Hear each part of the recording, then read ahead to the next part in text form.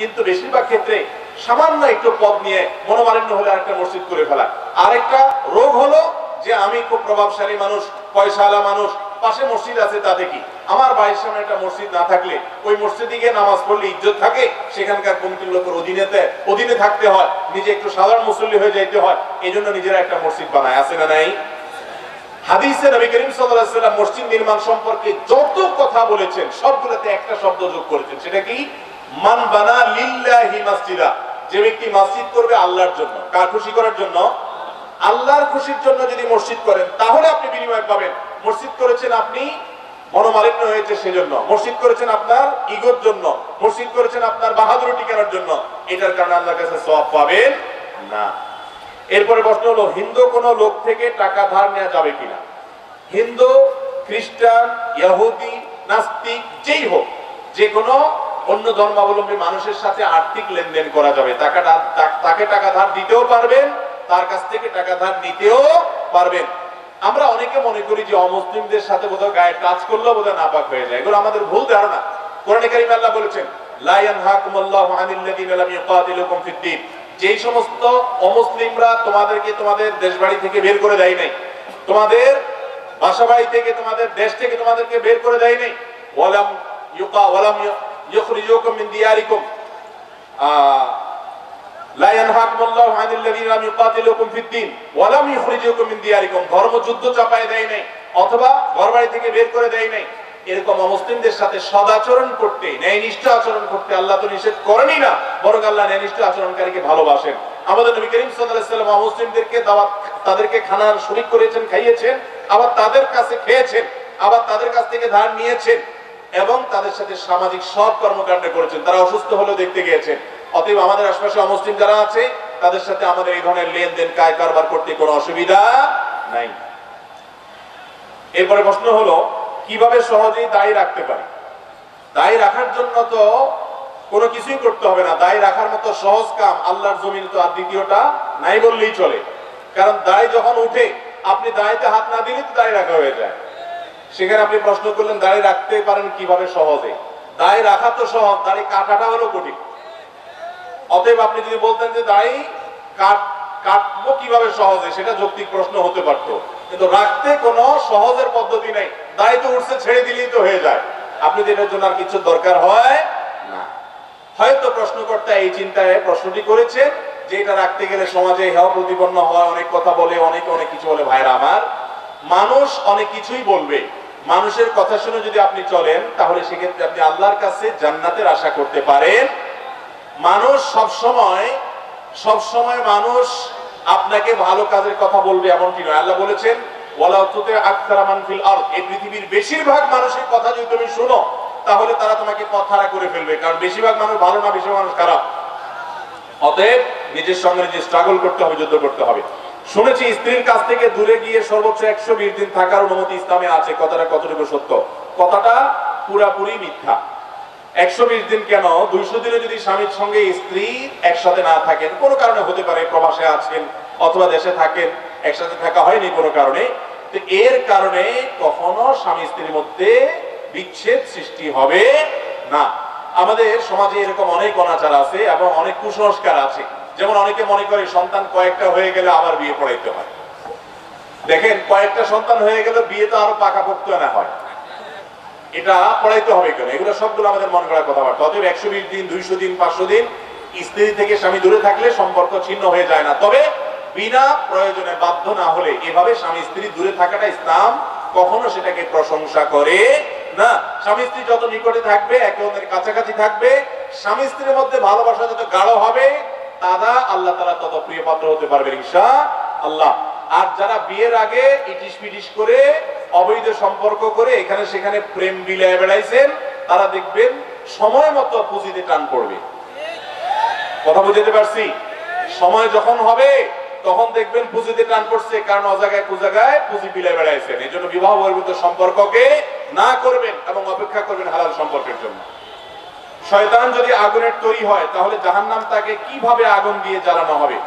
দেখুন, শয়তান আগুনের তৈরি, আবার জাহান্নামে আল্লাহ তাকে আগুন দিয়ে কিভাবে তৈরি করবে, শাস্তি দিবেন? এটার উত্তরে অনেক কথাই বলা যায়। এর ভিতরে একটা কথা তো খুব কমন আমরা জানি, সেটা হলো আমাদেরকে আল্লাহ মাটি দিয়ে তৈরি করেছেন, মানুষকে কি দিয়ে তৈরি করছেন? এখন আমি যদি মাটির একটা ঢেলা দিয়ে আপনাকে জোর করে মারি, আপনি ব্যথা পাবেন কি পাবেন না? আপনার বুকের উপর যদি কয়েক মান মাটি চাপা দিয়ে আপনি ব্যথা পাবেন কি পাবেন না? তো মাটি দিয়ে তৈরি হলে মাটি দিয়ে শাস্তি দেওয়া যায় না? ঠিক একইভাবে শয়তান আগুনের তৈরি হলেও জাহান্নামের আগুন দিয়ে তাকে শাস্তি দেওয়া যাবে। সবচেয়ে বড় কথা হলো জাহান্নাম এটা আলমুল গায়েবের বিষয়, অদৃশ্যের জগতের বিষয়। আপনি জাগতিক যে সমস্ত বিষয় চোখের সামনে দেখেন, এটার সাথে আখিরাতের বিষয়কে তুলনা করলে কখনো সঠিক তুলনা হবে না। রমজানের সাহরি ও ইফতারের সময় আগে পরে হলে তার সাহরি বা ইফতারি যদি আগে বা পরে হয়ে যায়, কথার কথা ইফতারি টাইমের আগে করে ফেলেছেন, সূর্য এখনো ডুবে নাই, তাইলে ওই রোজা হয় নাই, ওটা আবার রাখতে হবে।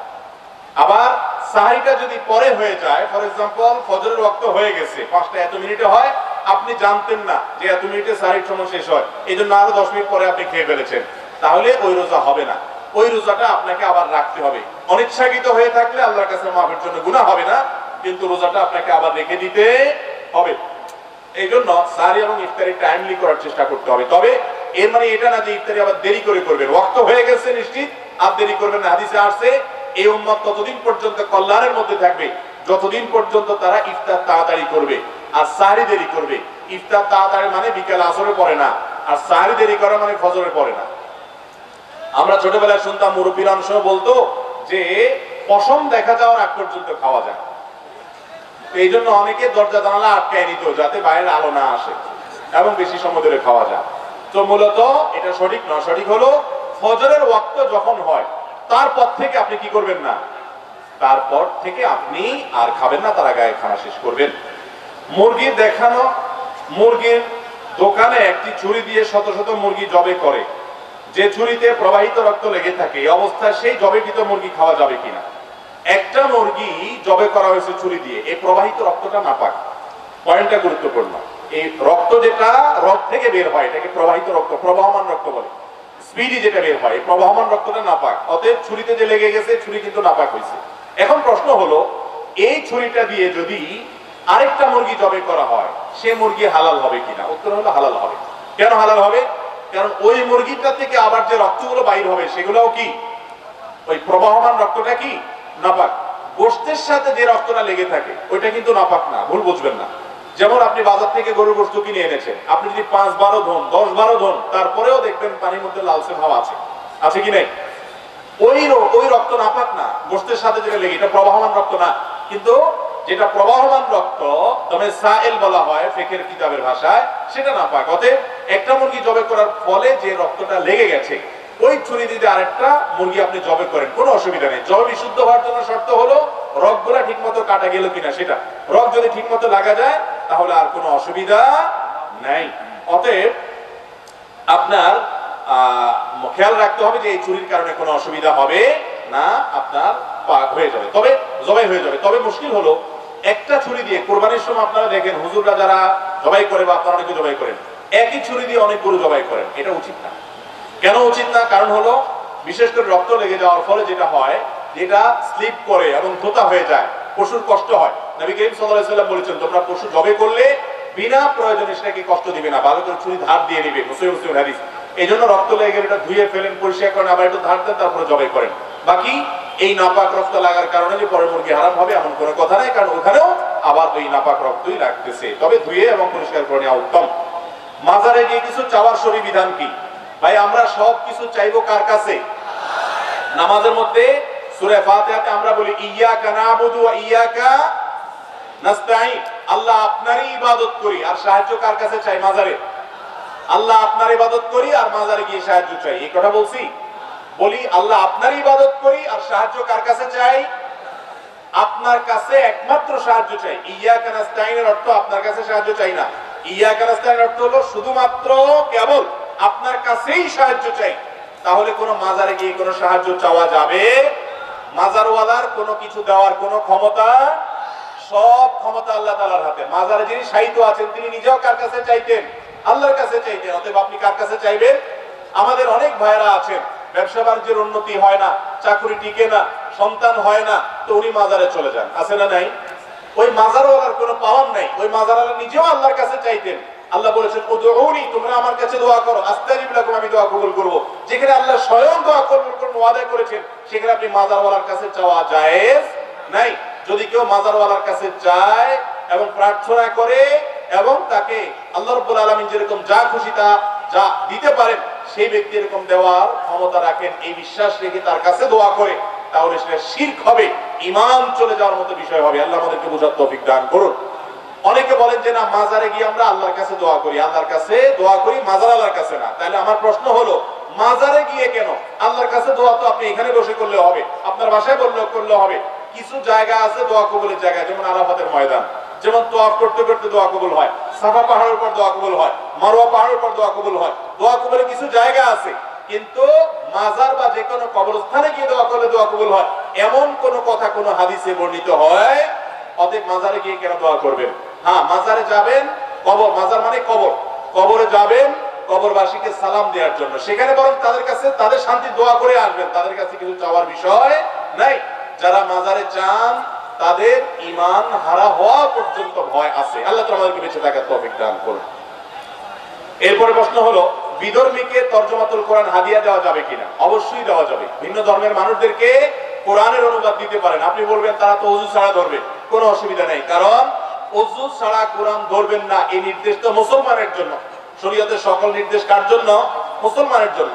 যে ব্যক্তি মুসলমানই না তার জন্য শরীয়তের কোনো নির্দেশ না। বিধায় একজন মুসলমানকে কোরআন আপনি দিতে পারেন অনুবাদ, তিনি পড়ে আল্লাহর কালাম সম্পর্কে জানতে পারেন।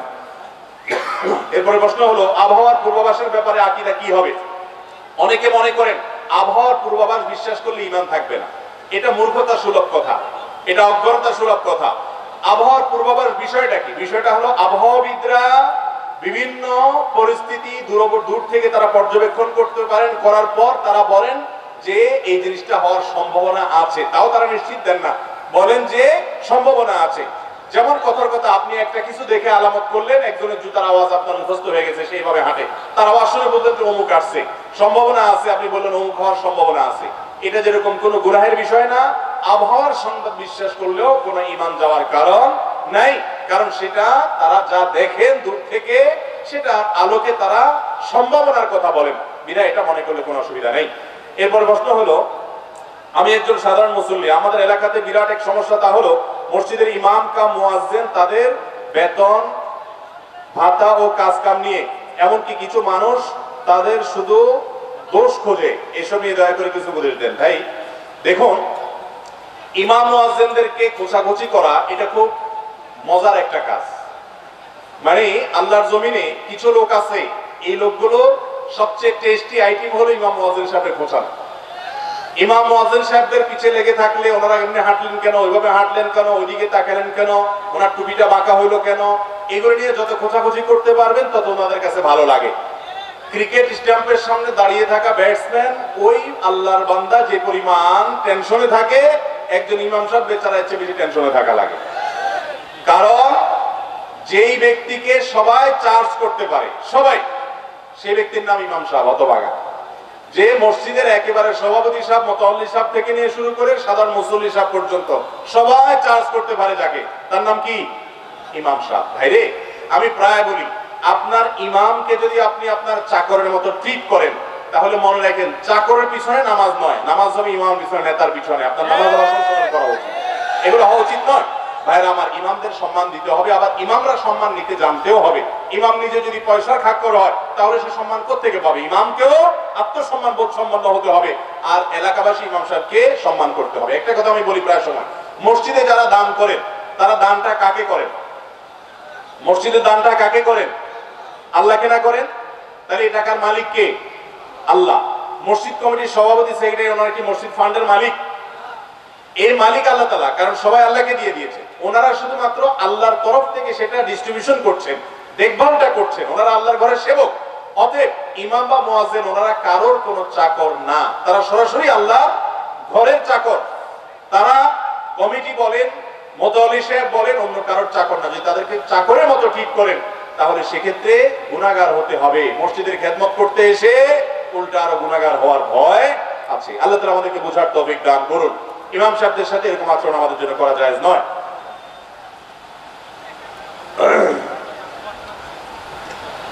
এরপরে খুচরা প্রশ্নগুলো দিয়ে দিই। নাভির নিচের বা গুপ্ত অঙ্গের লোম 40 দিনের মধ্যে না কাটলে গুনাহ হবে কিনা? জি ভাই, 40 দিনের মধ্যে কাটা উচিত। 40 দিনের বেশি যদি হয় তাহলে সেক্ষেত্রে হাদিসে আছে এটা নিষিদ্ধ এবং নাজায়েজ কাজ, বিনা ওজরে এরকম হওয়া উচিত নয়। কখনো ওজর বশত হয়ে গেল ভিন্ন কথা, 40 দিনের মধ্যে অবশ্যই একবার কাটা উচিত এবং কর্তব্য। এরপরে প্রশ্ন হলো, গোসলখানার ভিতর বিবস্ত্র হয়ে গোসল করলে গুনাহ হবে কিনা? যদি বিবস্ত্র হয়ে কেউ গোসল করে, গোসল হয়ে যাবে, কিন্তু বিবস্ত্র হওয়ার কারণে একটা গুনাহের কাজ হবে, গুনাহের কাজটা করা উচিত না। গুনাহটা বড় কোনো কবিরা গুনাহ হবে না, কিন্তু সাগীরা গুনাহ হবে। এবং হাদিসে আসছে নবী করিম সাল্লাল্লাহু আলাইহি ওয়াসাল্লাম বলেছেন, কেউ নাই বুঝলাম কিন্তু আল্লাহ তাকে দেখছেন, এই কারণে আল্লাহর প্রতি তার লজ্জাবোধ থাকা উচিত, এই জন্য একেবারে বিবস্ত্র হওয়া উচিত নয়। যদি বিবস্ত্র হয়ে গোসল করলে গোসল হয়ে যাবে, উচিত অন্তত একটা গামছা তোয়ালে কিছু একটা যেন পরনে থাকে। হাফ প্যান্ট পরে ফরজ গোসল করলে ফরজ গোসল হবে কিনা, বা ওই ফরজ গোসল নামাজ হবে কিনা, নামাজ চলবে কিনা? হবে, কোনো অসুবিধা নেই। একটু আগে বললাম যে আপনি যে কোনো কিছু দিয়ে আপনার লজ্জাস্থান ঢেকে আপনি গোসল করে ফেললেন, তাতে আপনার গোসল হয়ে যাবে, হাফ প্যান্ট করলে হবে, কোনো অসুবিধা নেই।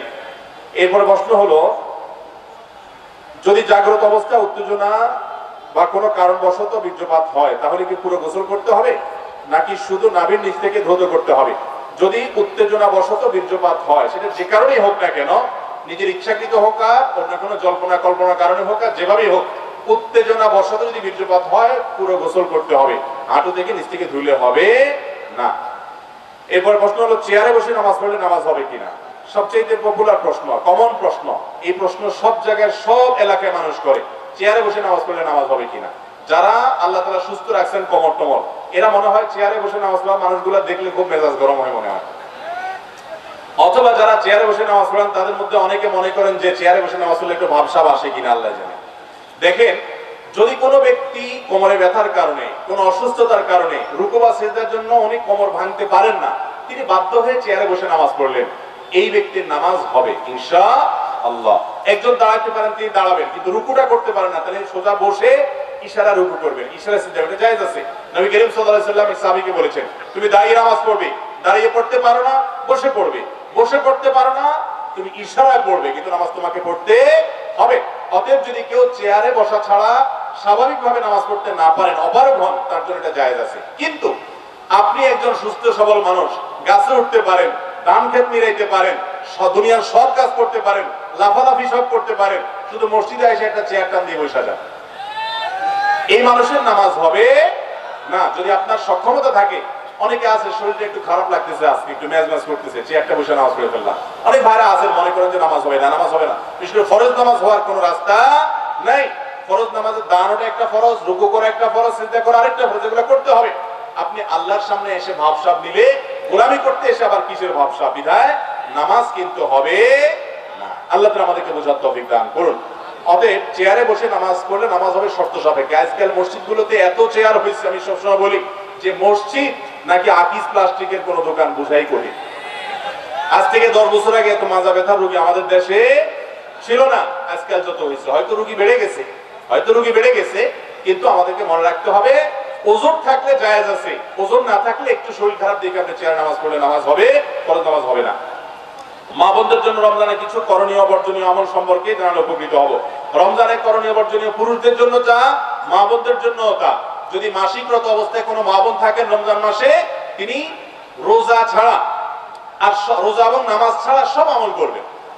তিনি তওয়াফ করবেন না আর রোজা নামাজ পড়বেন না, আমলের ক্ষেত্রে 3টা আমল করবেন না, এবং কোরআনে কারীমের তেলাওয়াত জমহুরুল উলামাদের মতে করবেন। এছাড়া তিনি দোয়া দুরূদ করবেন, তিনি আল্লাহর কাছে দোয়া করবেন, হাত তুলে রোনাজারি করবেন, জিকির আজকার করবেন, ইস্তেগফার করবেন, দুরূদ শরীফ পড়বেন, ইসলামী বই পুস্তক পড়বেন, ইসলামের কথা শুনবেন, জানাবেন, এবং রোজাদারদের খেদমত করবেন, সৎ কাজের আদেশ দিবেন, অসৎ কাজের বাধা প্রদান করবেন, দাওয়াতি কাজ করবেন, সব ভালো কাজ করবেন। শুধু যেগুলো নিষিদ্ধ সেগুলো বাদে রমজান মাসে সব কাজ মাসিক অবস্থায় একজন মা বোন করতে পারেন। বিশেষ করে তারা গৃহস্থলী কাজ যখন করবেন, ওই টাইমে জিকির, ইস্তেগফার, দুরূদ, এই আমলগুলো অনেক বেশি করতে পারেন। যেগুলো পুরুষদের জন্য বিশেষ আমল, যেমন কথা জামাতের সাথে নামাজ, সেগুলোর জন্য পুরুষদেরকে উৎসাহ দিবেন, এটা একটা গুরুত্বপূর্ণ আমল তাদের জন্য ইনশাআল্লাহ। ভাই শেষ করি।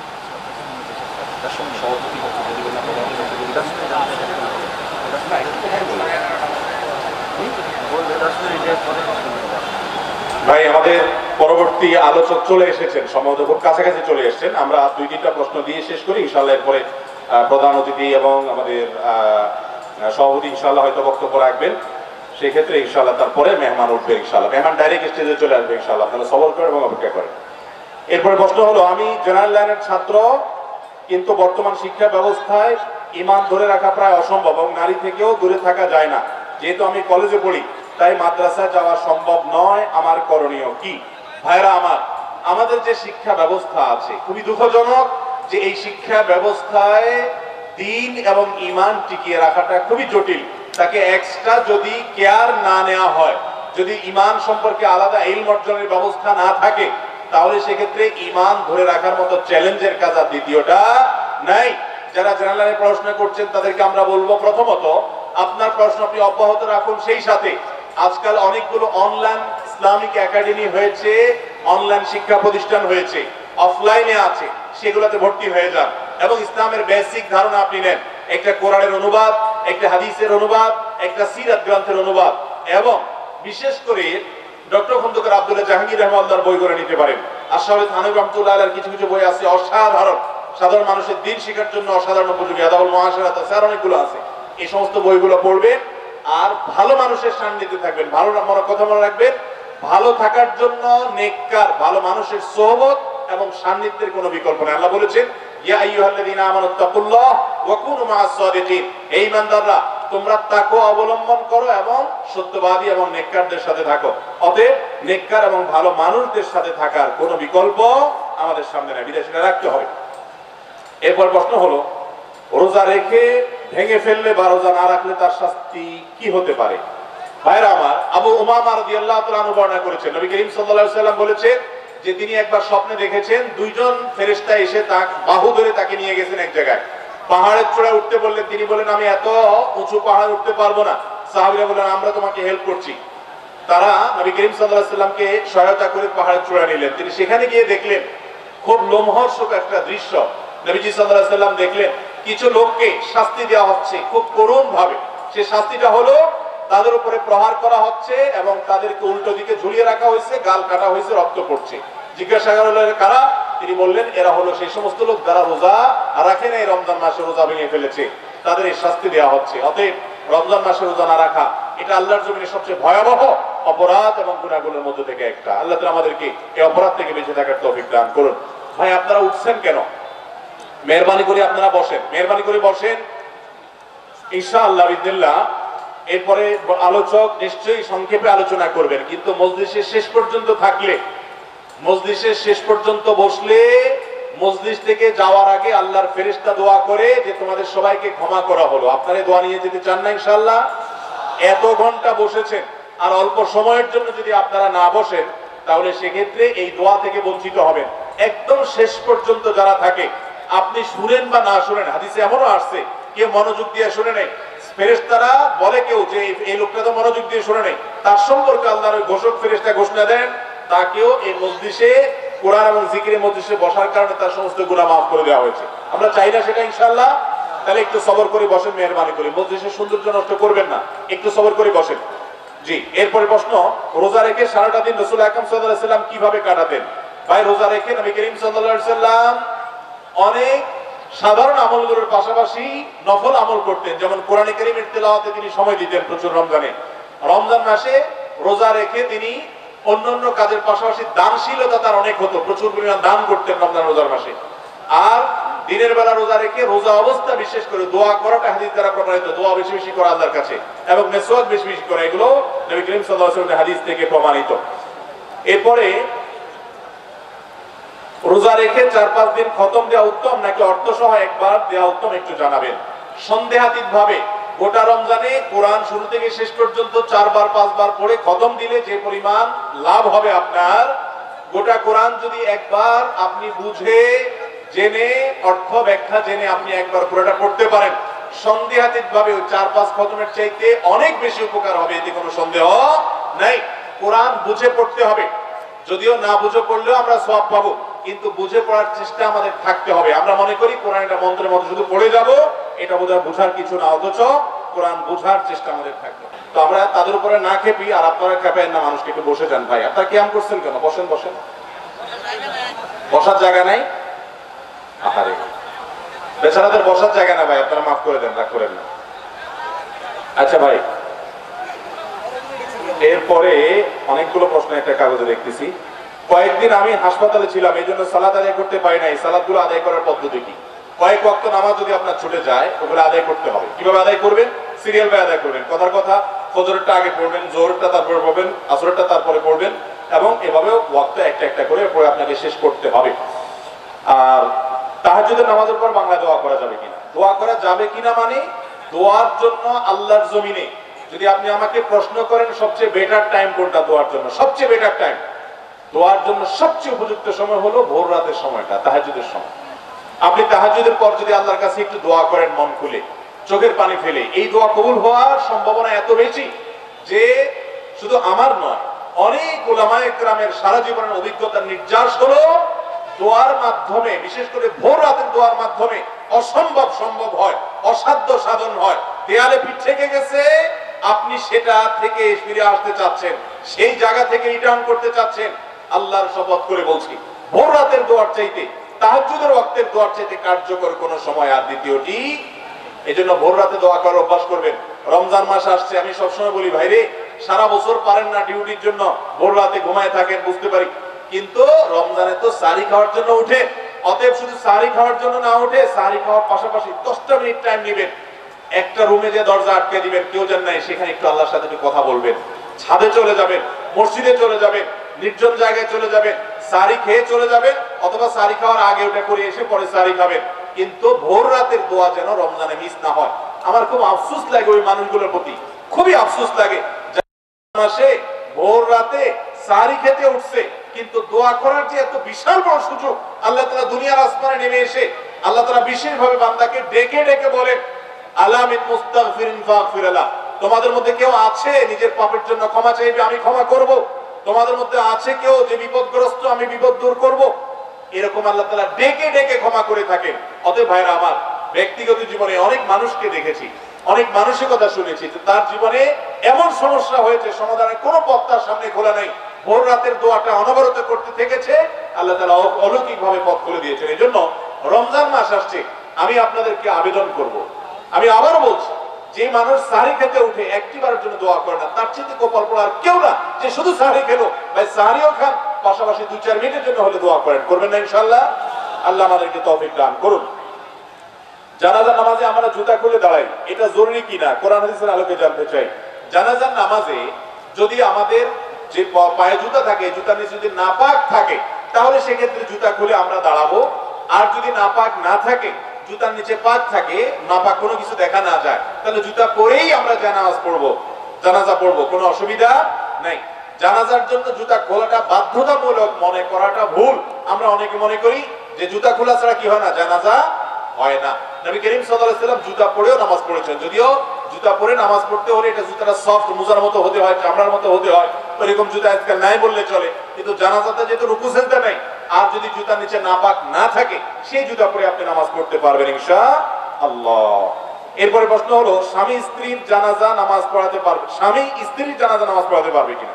অবশ্যই পারবে, কোনো অসুবিধা নেই। তবে মনে রাখবেন, জানাজা পড়ানোর ক্ষেত্রে, জানাজার নামাজ পড়ানোর ক্ষেত্রে হকদার বেশি হলো লাশের অভিভাবক। কথার কথা, আপনি মারা গেলেন, আপনার বাবা বেঁচে আছেন, তিনি আপনার জানাজা পড়াবেন। আপনার বাবা মারা গেছেন, আপনি বেঁচে আছেন, আপনি জানাজা নামাজ পড়াবেন। এক্ষেত্রে অনেকে এলাকার ইমাম সাহেবকে অগ্রাধিকার দেয়। ভাইরা আমার, আপনার বাবার জন্য আপনার যে কাঁদা আসবে, আমার সেই কাঁদা কখনো আসবে না, এটা বাস্তবতা। আপনার ভিতরে যে ফিলিংস আসবে, আমার ভিতরে সেই ফিলিংস আসবে। এই জন্য সব সন্তানরা বাবার জানাজা, ভাইয়ের জানাজা নিজেদেরটা নিজেরা পড়ার চেষ্টা করেন। ইমাম সাহেব মুক্তাদি হবে এখানে, আপনি জীবনে অন্য করে ইমামতি করেন না করেন, নিজেরা আপনজনের জানাজার ইমামতি অবশ্যই করবেন। জানাজা নামাজে আমরা মনে করি কি জানি কি কঠিন কিছুই না ভাই, একবারে সিম্পল। আপনি চাইলে 5 থেকে 10 মিনিটের ভিতরে শিখতে পারেন। আমি অনেক মানুষকে চিনি ব্যক্তিগতভাবে, যারা আগে কখনো জানাজা পড়েন নাই, তার মা মারা গেছেন, তিনি সন্তান, তিনি তার মায়ের জানাজার জন্য 10-15 মিনিটের জানাজা শিখে গেছেন, এরপর নামাজ পড়ছেন। নামাজের মধ্যে যদি আপনি ভুল হয়ে যায়, দোয়া পড়তে গিয়ে আবার চেষ্টা করবেন, ট্রাই করবেন, নামাজের কোনো অসুবিধা হবে ব্যাপারটা এরকম নয়। অতএব নিজের আত্মীয় স্বজনের জানাজা নিজে পড়বেন। স্বামী তার স্ত্রীর জানাজা অবশ্যই পড়তে পারবেন, পড়াতে পারবেন, কোনো অসুবিধা নাই। এরপরে প্রশ্ন হলো, ঘরে বসে কবর জিয়ারত করা যায় কিনা মহিলাদের জন্য? করা গেলে এটার হুকুম কি? জিয়ারত মানে সাক্ষাৎ। জিয়ারত মানে কি ভাই? কবর জিয়ারত করা মানে কবরবাসীর সামনে যাওয়া। আমরা কবর জিয়ারত কেন করি? দুই কারণে। কয় কারণে? নাম্বার 1, নবী করিম সাল্লাল্লাহু আলাইহি ওয়াসাল্লাম বলেছেন, নাহাইতুকুম আন জিয়ারাতিল কুবুর ফাজুরুহা আন ফাইন্নাহা তুযাক্কিরুকুম আল আখিরাহ। এক সময় তোমাদেরকে কবর জিয়ারত করতে নিষেধ করা হয়েছিল, এখন পারমিশন দেওয়া হয়েছে তোমরা কবর জিয়ারত করো। কেন? কারণ কবর জিয়ারত করলে আখিরাতের কথা স্মরণ হয়। কবর জিয়ারত করলে কি হয় ভাই? আখিরাতের কথা স্মরণ হয়, আল্লাহর কথা স্মরণ হয়, সেজন্য কবর জিয়ারত করতে হয়। ওখানে গেলে মরণের কথা মনে হয় যে আমাকেও আসতে হবে, নিজের লাভ। আর আরেকটা উদ্দেশ্য হলো কবরবাসীকে সালাম দেওয়া, তাদের জন্য শান্তির দোয়া করা। সালামুন আলাইকুম দারা কওমুল মুমিনিন, কবরবাসীরা তোমাদের প্রতি শান্তি বর্ষিত, তাদের সাথে সাক্ষাৎ করা। এটা ঘরে বসে হয় না। মহিলারা ঘরে বসে দোয়া করতে পারেন মুর্দার জন্য, মুর্দার জন্য দোয়া করতে পারেন, অথবা কবরস্থানের ওয়ালের পাশ দিয়ে গেলেন তখনও তারা সালাম পেশ করতে পারেন। কবরস্থানে তারা গিয়ে জিয়ারত করবেন কিনা এটা নিয়ে ফুকাহাদের মধ্যে মতপার্থক্য আছে। হাদিসে আসছে লানাল্লাহু যাওয়ারাতিল কুবুর, এই হাদিসের ভিত্তিতে অনেক উলামায়ে কেরাম এটাকে মাকরুহ বলেছেন, অনেকে আর একটু কঠোরভাবে নিষেধ করেছেন, আবার অনেকে জায়েজও বলেছেন। তবে ঘরে বসে জিয়ারত করার কোনো সুযোগ নাই। আমার স্বামী আত্মহত্যা করে মারা গেছে, তার জন্য দোয়া করা যাবে কিনা? যদি দোয়া করা যায় তাহলে কি দোয়া করব? আত্মহত্যা করে যদি কেউ মারা যায়, এক হাদিসে আসছে সে ব্যক্তি জাহান্নামে যাবে, হাদিসের ভাষ্যে এও আছে সে চিরকাল থাকবে। কিন্তু এই হাদিসের ব্যাখ্যায় আহলুস সুন্নাহ ওয়াল জামাতের সমস্ত মুহাদ্দিসিন ফুকাহায়ে কেরাম যতজনের মতামত আমার নজরে পড়েছে, এটা আমি যথেষ্ট ঘাটাঘাটি করেছি, প্রায় সবগুলাই এই যে কেউ যদি এটাকে জায়েজ মনে করে ঈমান হারা হয়ে মরে তাহলে তার জন্য স্থায়ী জাহান্নাম। আত্মহত্যা করে মৃত্যুবরণ করা কবিরা গুনাহ, মহাপাপ। এরকম ব্যক্তির জন্য নবী করিম সাল্লাল্লাহু আলাইহি ওয়াসাল্লাম জানাজা পড়েন নাই। আত্মহত্যা করে মারা গেলে এলাকার ইমাম সাহেবরা, সম্মানিত ব্যক্তিরা জানাজা পড়াবে না, অন্যরা তার জানাজা পড়বে, যাতে করে অন্যরা আত্মহত্যা না করে। কারণ এটা বড় ধরনের কবিরা গুনাহ। তার গুনাহ আল্লাহ মাফ করবেন কিনা আল্লাহ ভালো জানেন, কিন্তু তার জন্য মাফ চাওয়া যাবে। আল্লাহর কাছে মাফ চাওয়াতে দোষের কিছু নাই। এরপরে প্রশ্ন হলো, কেউ যদি নিজে হজ না করে তাহলে কি সে অন্যের বদলি হজ করতে পারে? নিজের হজ যদি আপনি না করেন তাহলে অন্যের বদলি হজ আপনি করবেন না। যদি এটাকে অনেক উলামায়ে কেরাম, অনেক ফুকাহায়ে কেরামই জায়েজ বলেছেন মাকরুহর সাথে, অর্থাৎ এটা করলে মাকরুহ হবে। নবী করিম সাল্লাল্লাহু আলাইহি ওয়াসাল্লাম এক ব্যক্তিকে, সুব্রমা, তাকে দেখে নবী সাল্লাল্লাহু আলাইহি ওয়াসাল্লাম বলেছেন, তিনি হজ করছেন এবং হজ করার সময় তিনি তালবিয়ার সময় বলছেন, আল্লাহ এটা আমার অমুকের তরফ থেকে, সম্ভবত ভাইয়ের পক্ষ থেকে হজের নিয়ত করছেন। নবী সাল্লাল্লাহু আলাইহি ওয়াসাল্লাম বলেছেন, তুমি নিজের হজ করছো? বলে না, করি নাই। তখন বলেন, আগে নিজের হজ করো, এরপরে ভাইয়ের পক্ষ থেকে করবা। এই জন্য যে ব্যক্তি বদলি হজ করবে তিনি আগে নিজের হজ করবেন, তারপরে কি করবেন? বদলি হজ করবেন। এরপরে প্রশ্ন হলো, স্বামী মারা গেলে স্ত্রী তার স্বামীর বাড়ি হতে 4 মাস 10 দিনের মধ্যে কোন কাজে বা অনুষ্ঠানে যেতে পারবে কিনা? স্বামী যদি মারা যায়, স্ত্রী তার বাড়ি থেকে 4 মাস 10 দিনের জন্য বের হবেন না। একান্ত অসুস্থ হয়েছে ডাক্তারের কাছে, এই জন্য বের হবেন। ইমার্জেন্সি কোনো কাজে বের হবেন, শোক পালন অংশ হিসাবে বাড়ির চৌহদ দিতে থাকবেন। এর মানে এই না যে গৃহবন্দী হয়ে থাকবেন, তিনি বাড়ির আঙ্গিনায়, উঠানে, আশেপাশে ঘুরবেন, কিন্তু অন্যত্র যাবেন না। এবং সেই সাথে তিনি অতিরিক্ত সাজগোজ যেটাকে বলা সেটা করবেন না, স্বাভাবিক যেটা আছে সেটা করবেন। আর সুগন্ধি ব্যবহার, স্পেশালি সুগন্ধি ব্যবহার করা, এগুলো থেকে বিরত থাকবেন। অলংকার ব্যবহার করবেন না এবং বিবাহ বন্ধনে আবদ্ধ হবেন না 4 মাস 10 দিন। এটা হলো স্বামী মারা গেলে স্ত্রীর জন্য ইদ্যত পালনের অংশ হিসেবে এই কাজগুলো তাকে করতে হবে। আমরা রমজান মাসে রোজা রাখি, কিন্তু ব্যস্ততার কারণে ঠিক মতো নামাজ পড়তে পারি না। বিষয়টা আসলে ঠিক কিনা? রমজান মাসে একজন রোজা রাখছে কিন্তু সময়ের অভাবে নামাজ পড়তে পারেনি। এই লোকটার উপমা হলো ওই লোকের মতো যে লোকের পরনে লুঙ্গি আছে, মাথায় পাগড়ি নেই, সেজন্য সে লুঙ্গিটা খুলে পাগড়ি বেঁধে ফেলছে।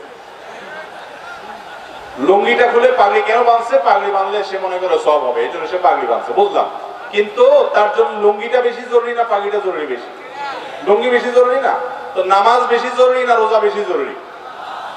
তার মানে আবার এটা বুঝেন না যে তারে নামাজ পড়বেন রোজা রাখবেন না, রোজাও রাখবেন নামাজও পড়বেন। কিন্তু যদি আপনি রোজার কারণে নামাজ পড়তে না পারেন তাহলে আপনার রোজা রাখার পদ্ধতি সঠিক না। রোজার সাথে নামাজের কি সম্পর্ক? বরং রোজা রাখার কারণে দুপুরে খাবার নাই, সকালের নাস্তা নাই, টাইম তো আরো বেঁচে গেছে, নামাজ তো আরো বেশি করা পড়া দরকার 2-4 টাকা, ঠিক না? ঠিক। অতএব এটা একেবারে মোটা দাগে ভুল। আল্লাহ তাআলা আমাদেরকে বোঝার তৌফিক দান করুন। এরপরে প্রশ্ন হলো, তালিবুল ইলম হাফেজ যদি সে দাড়ি ছাটে তাহলে তার পিছনে তারাবি নামাজ পড়া যাবে কিনা? ইমাম সাহেব যদি দাড়ি চাটেন তাহলে এরকম ইমাম সাহেব ফাসিক, প্রকাশ্য ফাসিক, এরকম ব্যক্তিকে ইমাম হিসাবে নিয়োগ দেওয়া উচিত না, মাকরুহ। যদি তার পিছনে নামাজ পড়ে নামাজ হয়ে যাবে, নামাজ হবে না এরকম কোনো বিষয় নাই, নামাজ হয়ে